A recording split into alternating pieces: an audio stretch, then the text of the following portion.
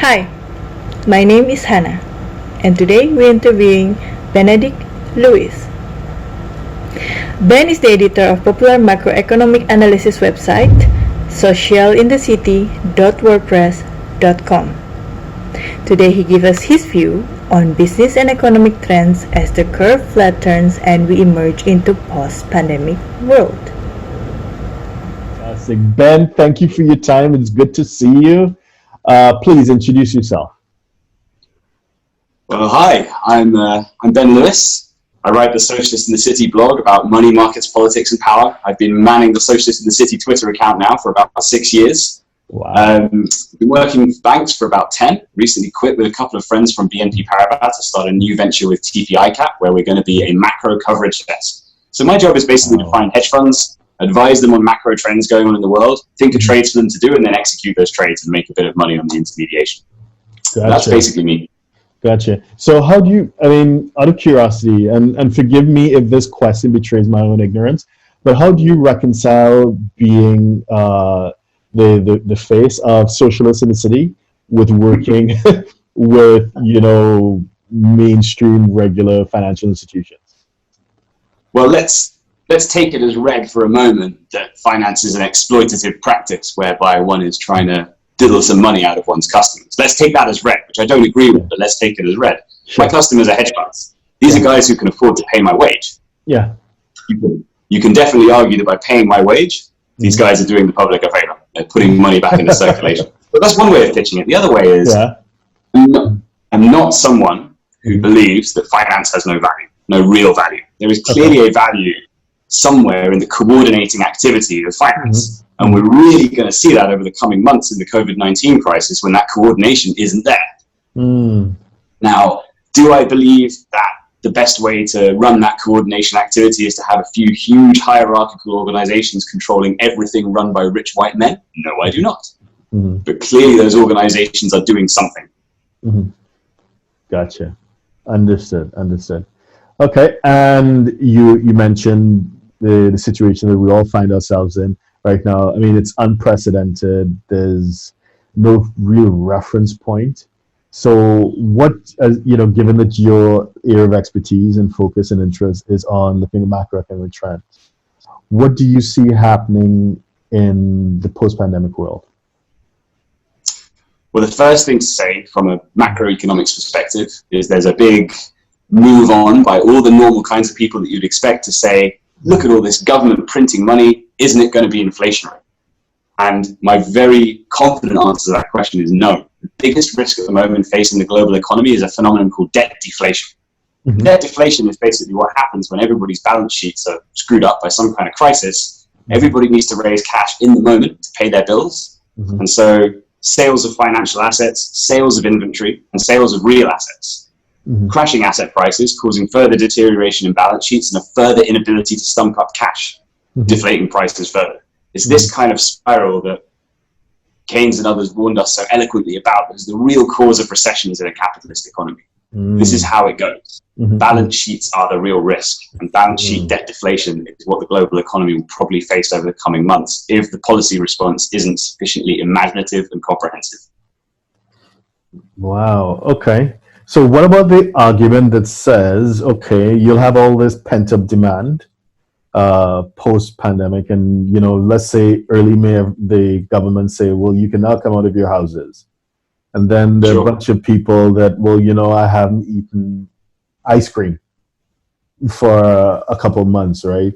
And you have all of this money chasing insufficient supply, because if I was an ice cream maker, it'll take me some time to go and turn on the ice cream maker thingy.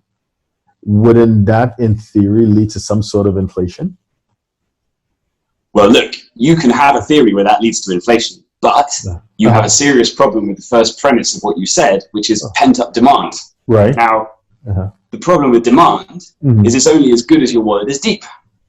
Okay. I may want as much ice cream as you can provide, but if I haven't got cash to back that demand, the market doesn't see it. This is the fundamental insight of Keynesian economics. It's not enough to want things. It's not possible to separate money demand from real demand for the economy. the So, economic agents. so we're talking about like effective demand. Exactly that.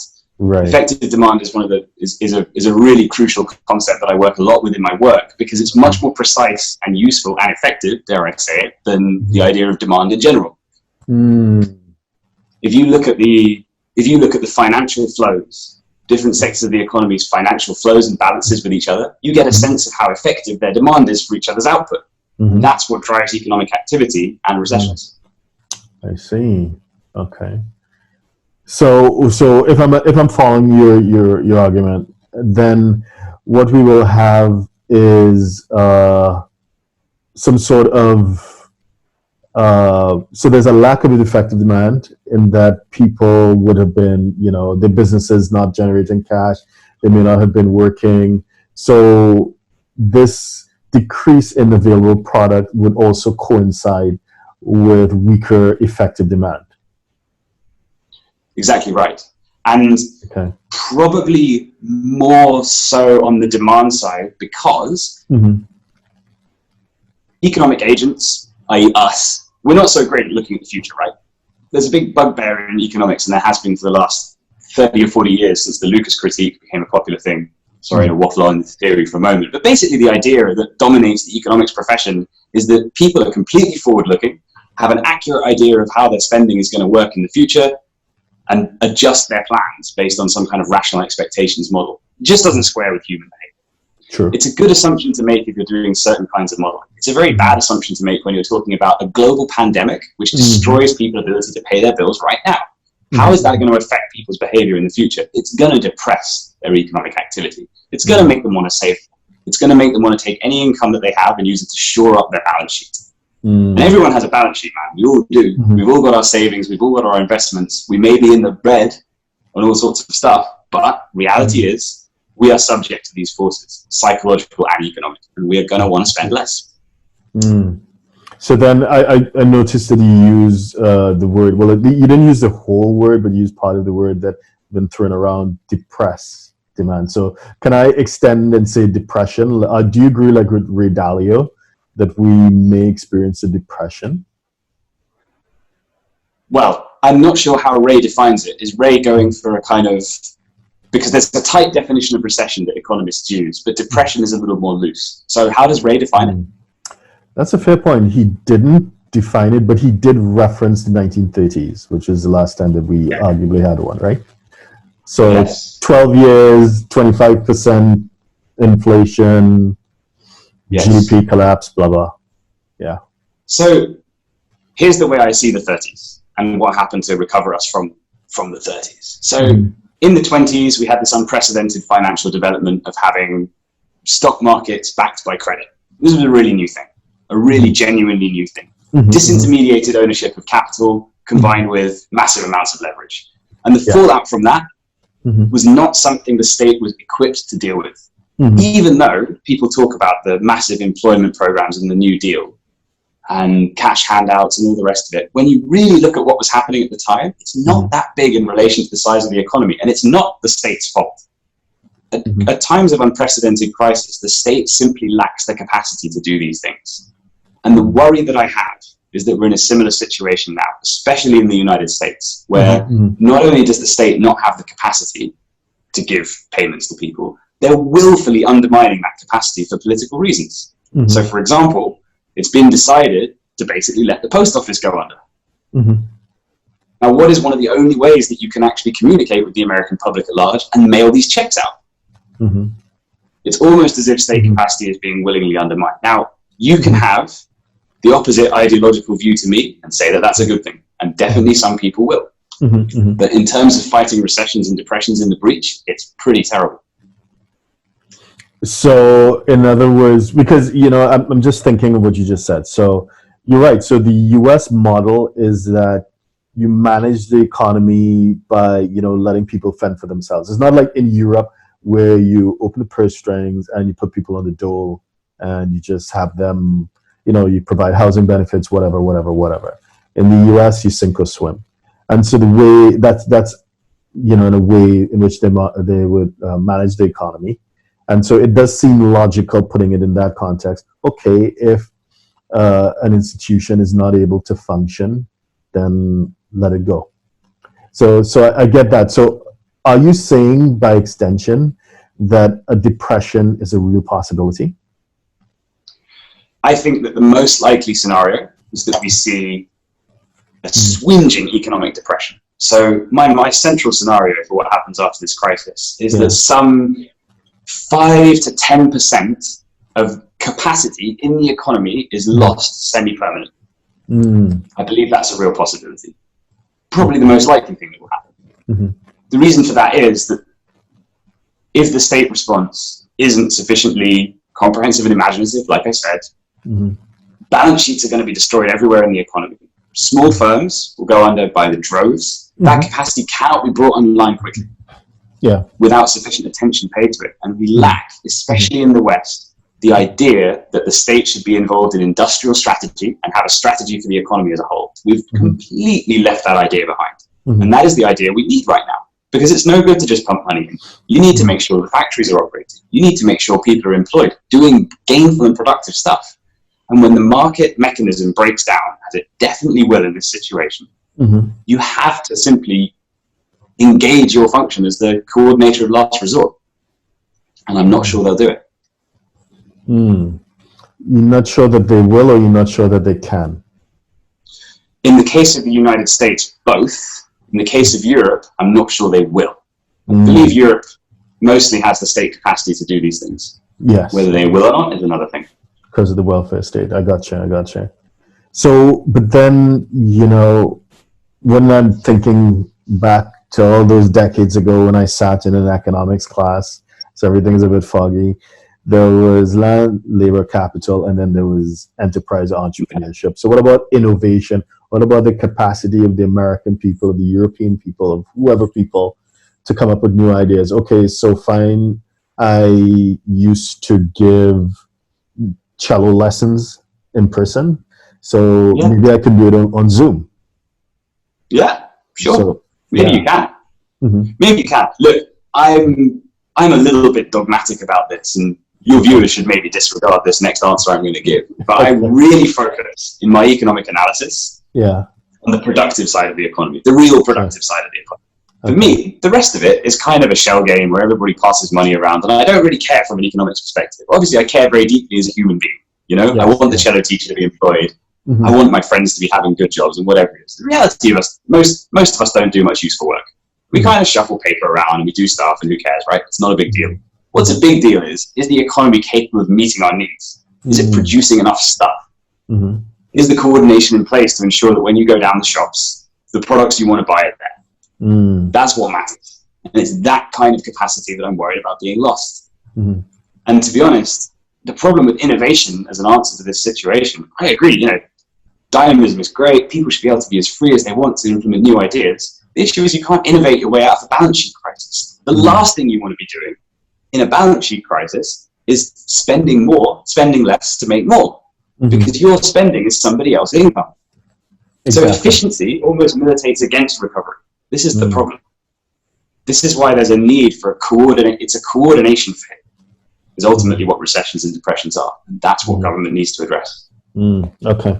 I'm with you now. So by comparison, when we look back to the Great Financial Crisis, 2008, how was that handled in the way in which you expected it to have been handled, given your theory?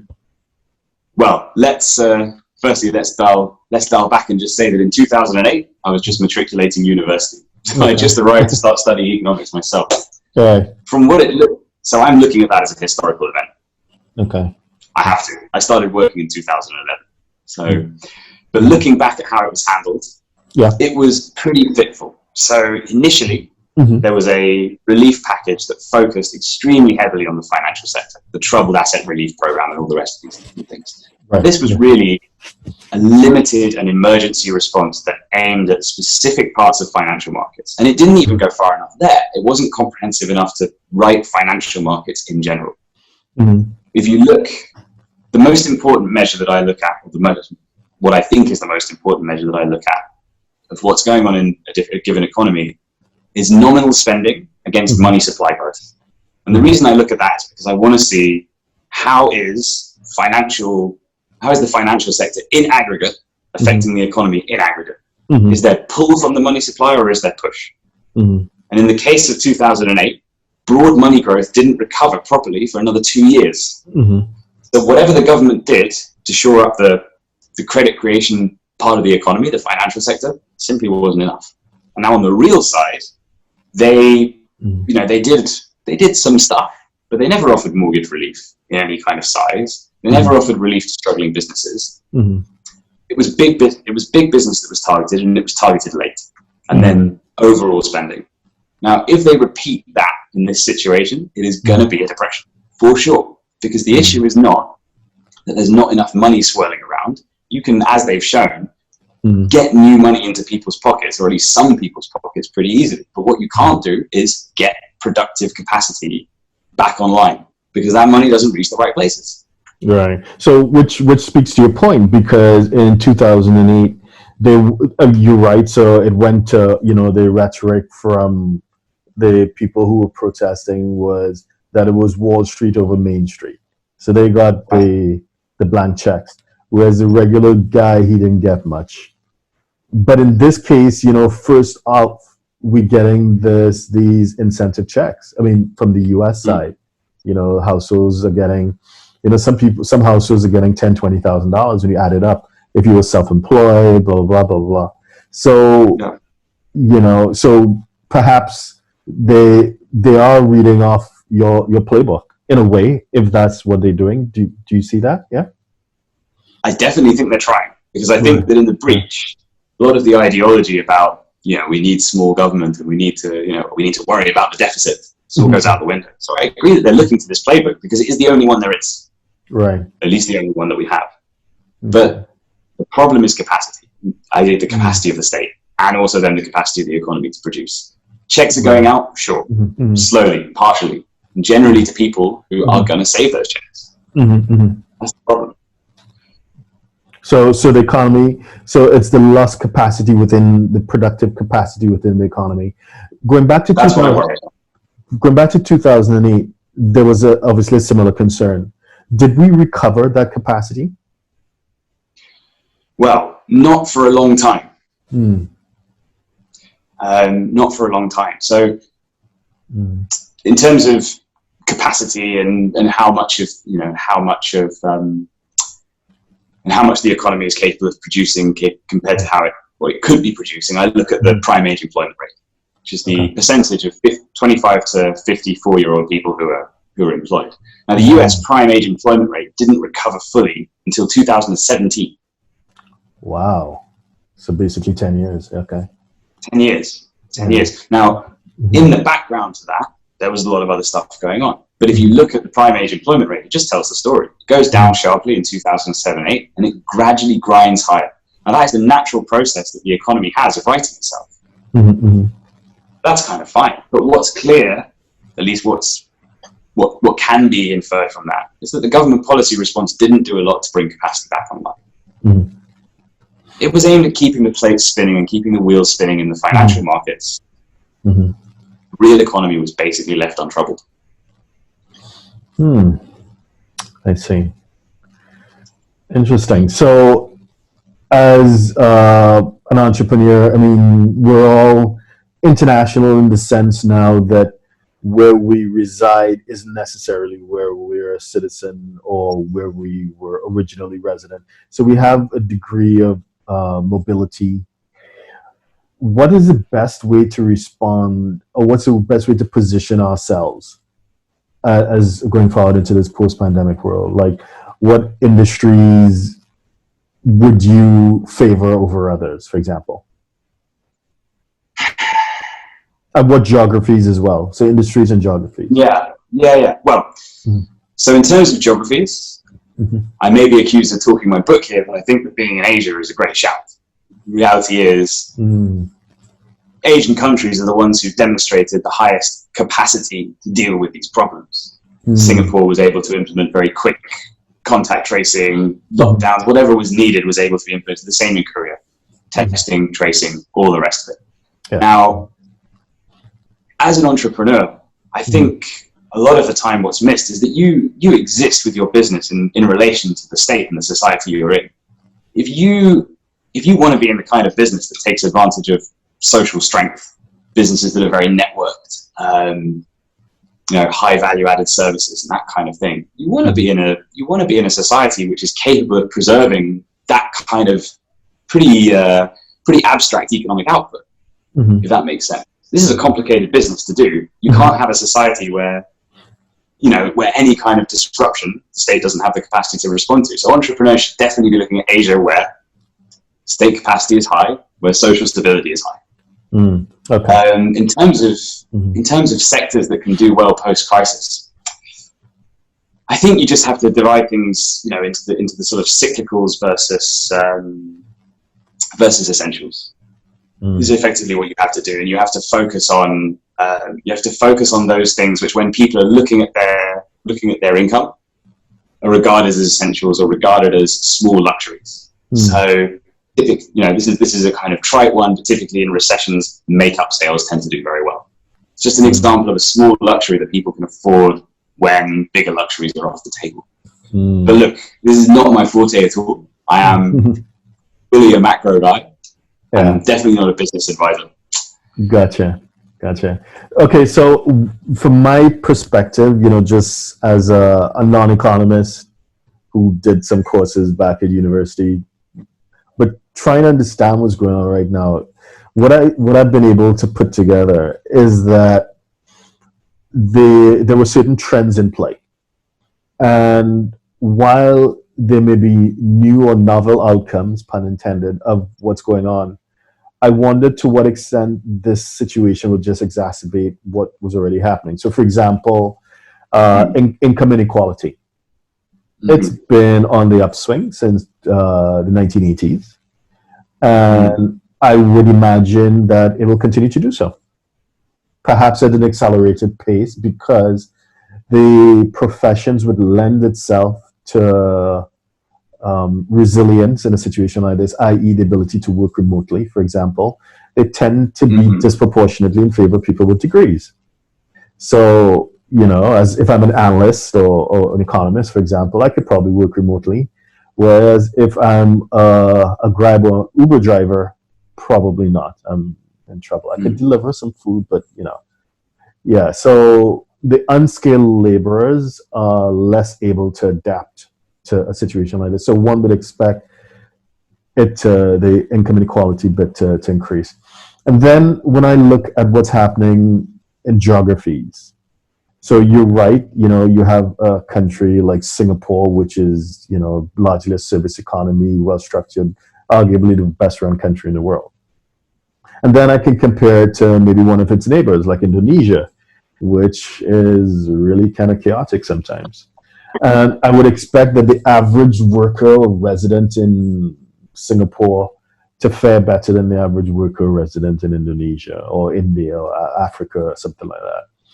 So then I wondered to what extent would I not see growing income equality within nations, but growing inequality between countries. So those who are so-called less developed. I was watching a podcast with two business owners in South Africa this morning. One black, one white. So, they're just giving that macro perspective from, as entrepreneurs themselves. And yeah, I mean, they're talking about in their network how many businesses are failing and the low education levels, blah, blah, blah, blah, blah. So I imagine South Africa won't do as well as, let's say, Taiwan.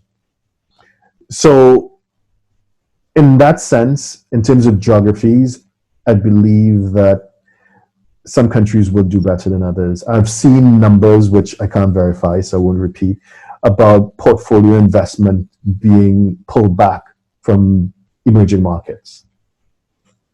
And, and as I think about what else is happening on the geopolitical side, so I'm switching a bit and dabbling a bit in the politics of it. There is, ever since President Trump came into power in the US, it's fair to say that the relationship with China has deteriorated. And now we're seeing similar rhetoric within the EU, where European countries are putting measures in place to basically, all things being equal, discriminate against China. And Japan as well, they're putting mechanisms in place to bring stuff back on shore and discriminate against China. And then, so when I look at China having been the engine for growth in Southeast Asia, everyone from the Philippines, I'm in Manila every month, and the offshore gambling is doing well, tourism is doing well thanks to China. Infrastructure projects in Malaysia, or just commodity exports out of Indonesia and Australia. They've been driven by the economic engine that is China. So if it is that, again, looking at trends that happened before, the investment into China has been declining, and the percentage of the world's manufacturing taking place within China has been declining pre-pandemic. Mm-hmm. So and China's economic growth has been slowing down pre-pandemic. So if these things were to logically continue along their course or to be ramped up a bit, then China will continue to slow down, and all the economies that were riding the China wave in Southeast Asia would suffer as well. So I say all that to propose, and I'm just throwing it out to get your perspective, that there's a scenario I see where Southeast Asia would not fare as well as, say, the US and Western Europe this is the source of capital. They, to some extent, were responsible for the growth within Asia by virtue of their trade policies, by virtue of their investments and so on. So I'd say geographically, there may be a bias in favor of North America and Western Europe. But even within North America and Western Europe, beware of growing income inequality and the potential, and I know this is not economics, but to some degree of social instability. What are your thoughts? So your question as I read it is, mm-hmm. do I think that the fact that China has been such an important driver and has been so impacted by this is going to mean a differentially bad outcome for Southeast Asia as a whole? I'll talk about that in a second. I think we should look at the income inequality piece as well, because I think this is very important. So what we're seeing in the pandemic, it's never a good time to be poor. This is what we know, and not just in terms of life not being very pleasant. This is really quite a deadly time to be poor. Let's acknowledge the fact, first of all, that this pandemic is disproportionately affecting people in precarious economic positions. Mm-hmm. Even let's acknowledge that being in a precarious economic position is to be in a precarious position of life. This is really a distressing time not to have resources to fall back on. You even look at Singapore, where the biggest rise in infections over the last few days has been amongst migrant workers who are living in these crowded dormitories. I think a lot of my hope, if I'm going to hold out some hope from this crisis, is that people will start to realize that leaving these kind of vulnerabilities in our societies makes no sense.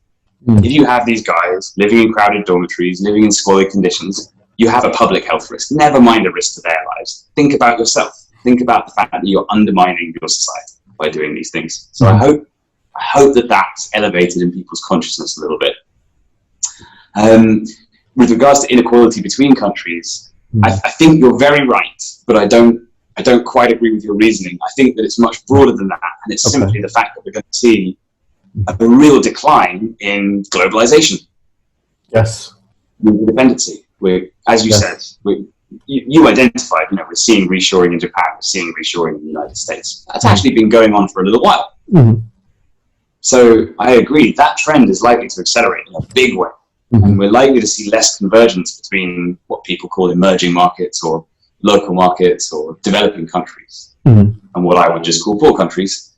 We're likely to see less convergence, the less globalization that you have. Now, it's not because I believe that globalization is an unconditional good, it's just because in a particular way, globalization has been driving income convergence for the last, let's say, from the 50s until the late 90s, early 2000s.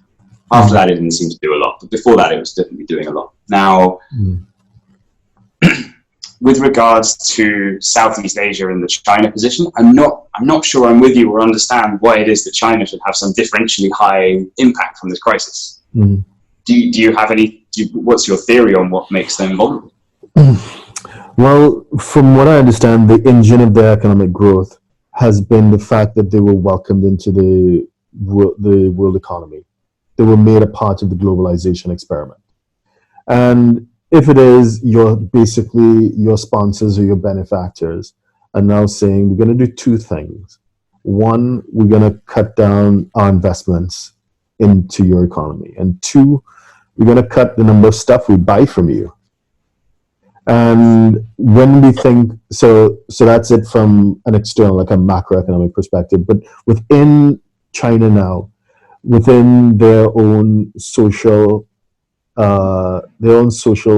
structure, from what I understand, it was a very rural economy. And the reason why they've been able to ensure prosperity and stability is because they had a promise. Like the Americans have the American dream that keep people in line, even the income inequality is worsening. In China, the story that has been fed to the average person is that you'll be given permission to move from the rural area to one of the tier 1, tier 2, tier 3 cities, and you will make some money, you'll send some money back home, you'll get a house, and you'll enjoy prosperity in that way. So this whole urbanization and industrialization has to a large extent been export driven. So if it is that the exports will slow down, then of course which it already has, so that's not an if, it already has. Well, let's say the slowdown is accelerated. Then the whole urbanization and the growth within the urban areas, that will slow down as well. And I just see that having resonating throughout the economy, and more importantly, attacking the whole social stability piece, the promise that the CCP has made to the people, which has made them compliant up until this point. So that's what I'm thinking. Okay, so a few bits to look at. Firstly, the macro piece that you said at the beginning, where you identified China's growth as being about foreign investments. I have to say that's categorically not what's happened. Okay. So China is very much a domestic capital accumulation story. The international trade piece is important. They've used international demand for their exports. They've used financial repression at home, but they've used it in order to channel as much investment as possible into building domestic capacity. China has 50% of the world's heavy goods vehicles. 50%. There is, whether we actually want to say that China is producing half of the world's real output, I don't know. Probably not. Probably a bit less, but not much less. Right. So you're producing 50% of the world's output with maybe 20%, 15% of the world's population. And if you look at China's nominal GDP, it's about 15 to 20% of the world. Okay. So let me just clarify what you just said, just so that I'm keeping up with you, right? So they have 50% of the HDVs in the world. So would you classify that as capital expenditure or consumer expenditure?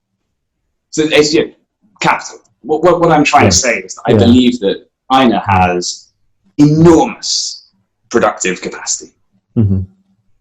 Probably something in the region of 30 to 50% of the world's real productive capacity. It's hard to know these things with any degree of certainty, obviously, because we can't know what we even, it's hard to know what we even mean by that, like by value added and all these things. They're a bit diffuse, but if you, whatever number you want to put on it, it's very big, and it's definitely bigger than the proportion of their economy if you look at just world nominal spending. So if you look at the number of transactions that take place and you take the dollar amount, China's not that big compared to what it really produces. And that's an active strategy that the CCP have always pursued. They want to have an economy where there's not much private transactions going on, but the goods and services get produced anyway. That's their whole game. That's what modern communism as it applies to China is all about. Okay. So go ahead, sorry. So they're dependent. They've been dependent on exports only in the sense that it's allowed them to do what every country in history has done. Every country in history has done, which is to quickly build up productive capacity. Singapore did it. The UK did it. The UK went around the world invading countries so that it could force them to buy its exports. I mean, this is the way you develop. Now, the countries that didn't do that in Europe didn't develop as fast. The Industrial Revolution took place slowly in the UK because the UK was also engaged in imperialism. Economic development has always been an imperialist and international story. What China's doing is basically no different. They haven't had to go invading countries in order to generate export demand.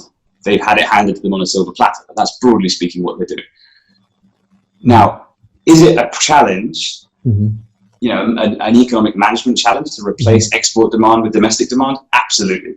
But if you want to identify one place in the world where there is so much capacity to make those kind of decisions and understanding that those decisions need to be made at every level, it's probably China. So I'm quite optimistic on their ability to keep the plate spinning. And I think that a lot of the worries about China in terms of, oh, wow, look at how much debt to GDP they have, are misplaced. Because GDP in China does not measure what you think it does at all. Okay. So I'm with you. I don't get caught up in the comparison that people make between household debt and national debt. So I think that's a misunderstanding. So I agree with you there. So I'm going back to where we started, that about China's productive capacity. Sure. So it's what I found was telling is that it's an HGV, because I think, again, that plays into the narrative that China is about capital expenditure and production capacity for export-driven industrialization. That kind of mirrors what we see in their high savings rates as well. So yes, exactly. That's what financial repression is all about. Exactly. So the point is that's why you have these. So, well, I've never been. I don't know whether it's propaganda or not, but there's a lot of stuff on YouTube. Who knows if that's real, about ghost cities in China, and that they've used as much cement in the last 10 years as the United States or the rest of the world did for 100 years or whatever. But that didn't lead to consumption. It increased productive capacity that is not being consumed locally. I mean, the outlet for that is someone else buying it outside. Whereas if you think about the US, to some extent, the rise of the United States was internally driven economic activity, right? As opposed to Europe, which depended on the colonies to create the scale, to create the large scale market, to be the engine of their growth, right? As you said. So going back to China, if it is that the exports continue to fall, to some extent that is a result of the reshoring, or maybe even Vietnam or whoever else, Thailand, getting some of the factories or whatever. To what extent can there be that substitution of the export-driven demand or the demand from external markets? Can that be replaced by internal markets in a way that satisfies this huge economic machine that has now been produced? Can they consume what they're churning out? It could. I mean, they could pivot, but at this point, given the high savings rate, they're doing the opposite. And if that is the case, then that has implications potentially to the entire socio-political model as well. Sure. So let's try and think a little bit about what kind of historical parallels we can draw. I mean, the problem I have is this argument makes sense to me. I can see how it's true. I can see how you look at China and you look at what they're producing and you go, well, how can they possibly replace exports in this mix? But the reality is, it's very hard to think of international examples of places where overcapacity has led to durable interruptions to economic development. That's just not a thing that happens very often in the world. Now, it happens to places. So, if you want an example of that, you look at Flint, Michigan, right? That's what happens when overcapacity within a country can lead to a recession in a particular place. Now, to what extent is China like Flint, Michigan? I mean, it's not even vaguely comparable. That was a place where industrial capacity was concentrated enormously in one industry. And within that economy, there wasn't any kind of mechanism to correct that overcapacity. That suited the economy at the time. And then when it was gone, there was no reason to write it. Now, I'm not someone who believes, to be frank, that there are sort of strong natural forces that affect economies. I think we have a lot more control than we realize. And what's for sure is that there is a lot of capacity in the Chinese state to make macroeconomic decisions and judgments. Yes. So they're doubtless keenly aware of this problem. They understand. These people are not stupid, right? They really do understand. They understand that there are a lot of people employed making exports. They understand that they have productive capacity that they could use to meet consumer demands at home. They don't want to do it because they're still engaged in this financial repression strategy. And that's the strategy of maximize the savings rate, minimize the amount of goods that are flowing to the domestic economy, maximize exports, and maximize capital expenditure. Now, that can be switched around. That is a policy choice that they're making. It's not some fundamental property of the Chinese economy. And that policy choice can be reversed. So how substitutable is it? I don't know. You know, no one can know that. But looking for historical examples, you come up pretty thin. So it looks like economies as a whole can do it, even if cities or regions within economies tend to struggle. Right. Okay. Yes, I see what you mean. And yeah, I mean, I completely agree that there are a bunch of really smart guys in decision making positions. Right. Certainly smarter than me. And unlike those of us in the West, they don't have to worry about election cycles. They can plan long ahead and they can make long-term decisions that may not be immediately apparent. So I'm with you on that. Okay. But to the extent that it slows down we're seeing right now, if we look at the trend, so their growth, they're still growing, but they're slowing. And if it is that, you know, Japan, EU, or whoever the next US president is for the next 4 years or whatever, they all continue that trend, which will be, well, we're not going to be investing, we're not going to be buying as much, we're going to continue curtailing our exposure to China. Then the Chinese imports would also decline, as they're continuing to decline. Then what about some shifting away? I'm using that as a segue to shift away from China for a bit and look at Southeast Asia. So for the Southeast Asian economies that were riding the China wave, one would expect that they will continue to experience a slowdown that they have already been experiencing pre-pandemic. What are your thoughts on that first, about the Southeast Asia piece? I'm just not so sure about the whole China wave narrative. Because okay, sure. What can... These are not... Southeast Asia is not exporting a lot to China. Okay. We're exporting a lot of high value added stuff to China. Right? China produces all of the high value added stuff it could need. It imports raw material. Exactly. Now, raw material exports do not make countries rich. They don't meaningfully affect economies. It's just kind of like a transfer thing. What affects economic well-being and growth is value added. Exactly. But so I get that. But for a large part, you know, ASEAN, looking at ASEAN, Singapore being the exception, these are commodity driven economies. These are primary product dependent economies. This is Indonesia. This is the Philippines. There's little value add. They just palm oil, coal, gold, copper, oil, gas. They just push it out, right? Yeah. But I'm sorry, I didn't hear about that question. Your sound's gone very quiet. Yeah, because do you think we could maybe pause for a minute and call back? Because it went quiet very suddenly when I took the call.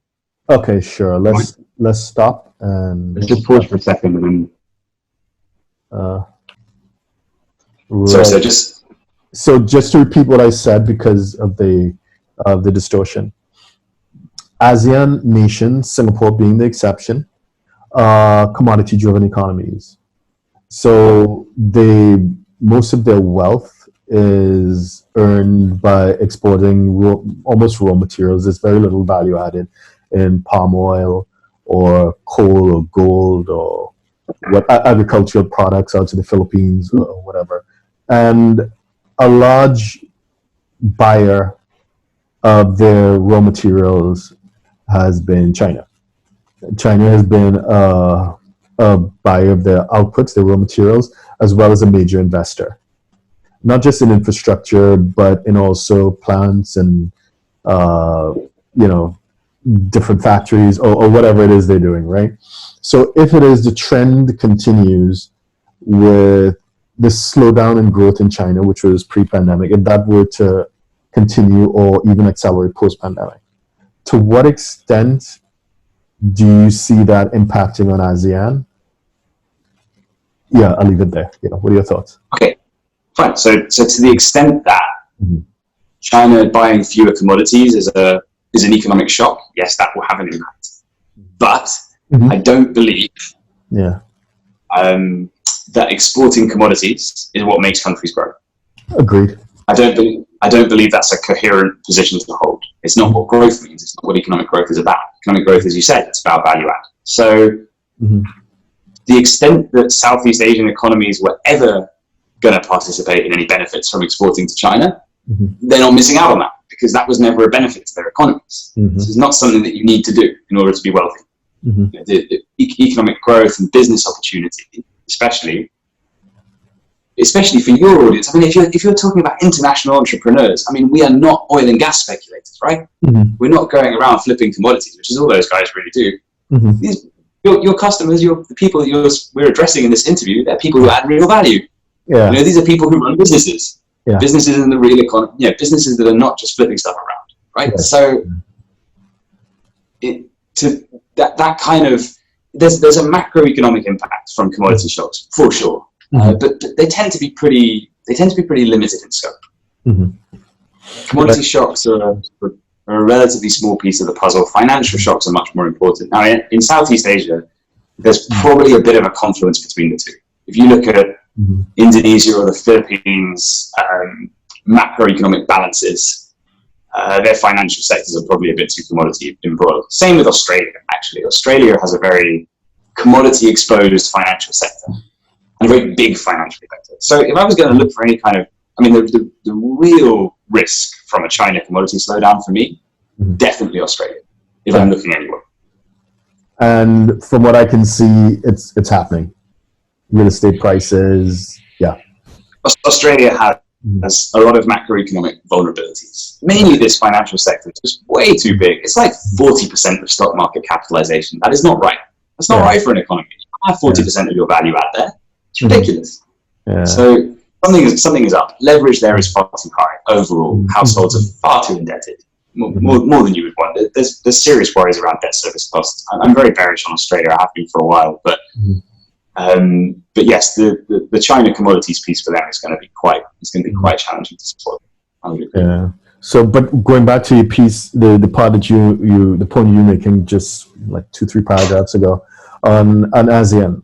So the thing is that the way I see the economy is working, it's kind of like it's almost like a redistributive economy. So the real foreign exchange and wealth is earned by exporting commodities. The funds come on shore and then it circulates, and the government plays a role in redistributing it.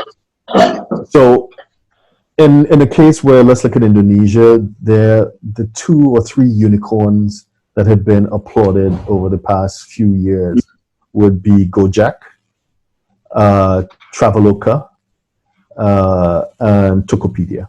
Those are the 3. Yeah. And I understand that Traveloka is in financial difficulty already, and we're only a couple of months in.